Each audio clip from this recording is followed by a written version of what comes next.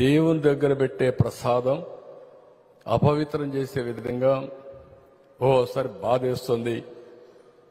నాసి రకమైన ఇంగ్రీడియంట్సే కాకుండా ఎనిమల్ ఫ్యాట్ కూడా వాడారని,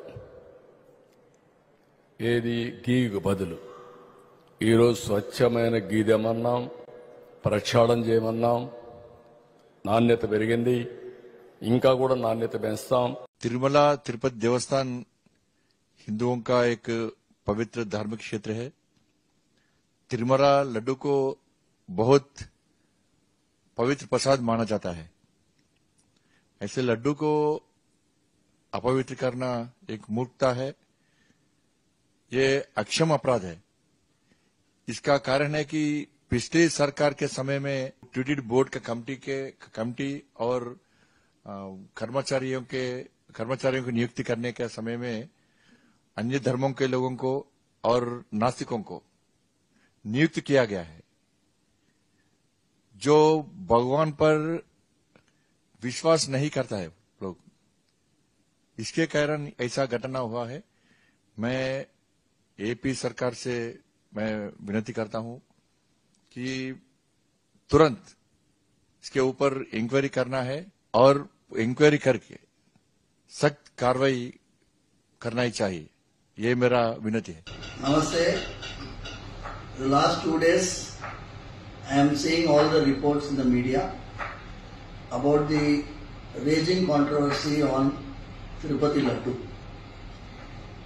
It is not a controversy. It is directly hurting the sentiments of crores of people like us. Mostly the people who believe in the prasadam, people who believe in the Sanatana Dharma worship of the deity. What has happened is, we have been already saying that the process of tendering, when you purchase items for the Swami, like the ingredients for laddu, you go for a lowest bidder. The moment you go for the lowest bidder, you are asking for trouble. In fact, the best cow ghee today cannot be less than 1,000 rupees per kg. How can a person quote 320 rupees?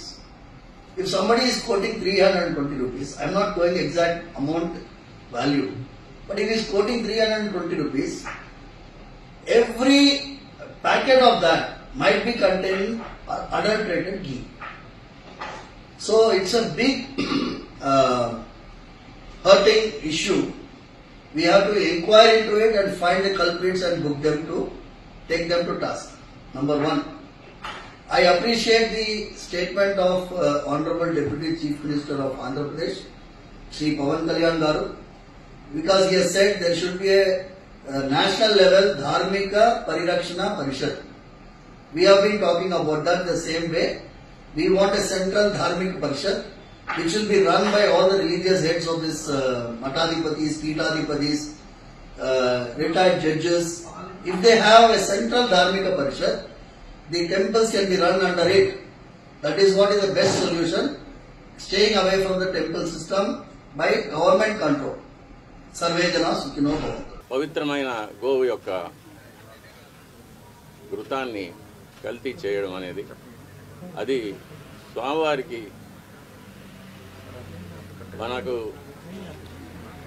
జీవితాన్ని ఇచ్చే స్వామివారికి ఇటువంటి అపచారం జరగడం అనేది చాలా విచారకరమైన విషయం. ఇవన్నీ చూసే పాపం కూడా మనం చేశామా అనిపిస్తుంది ఒక్కొక్కసారి. దీన్ని ఎన్నోసార్లు అప్పటి ఈఓ గారికి, చైర్మన్ గారికి దృష్టికి తీసుకెళ్ళి, ఇలా ప్రసాదాల నాణ్యత సరిగ్గా లేదు, ముందులాగా లేదు, ప్రసాదాల పరిమాణాలు స్వామివారికి సరిగ్గా నివేదన కావడం లేదు, సరైన ఆగమ ఉక్తమైన కాలాల్లో స్వామివారికి నైవేద్యాలు జరగడం లేదని ఎన్నోసార్లు దృష్టికి తీసుకెళ్ళాం. కానీ లాభం లేకపోయింది. దీనికి మరొక కారణం, నాది ఒంటరి పోరాటం అయిపోయింది. నాకు ఈ విషయాల్లో సహకరించేదానికి నా తోటి అర్చకులు ఎవరు కూడా వారి వారి వ్యక్తిగత కారణాల వల్ల ముందుకు రాలేదు.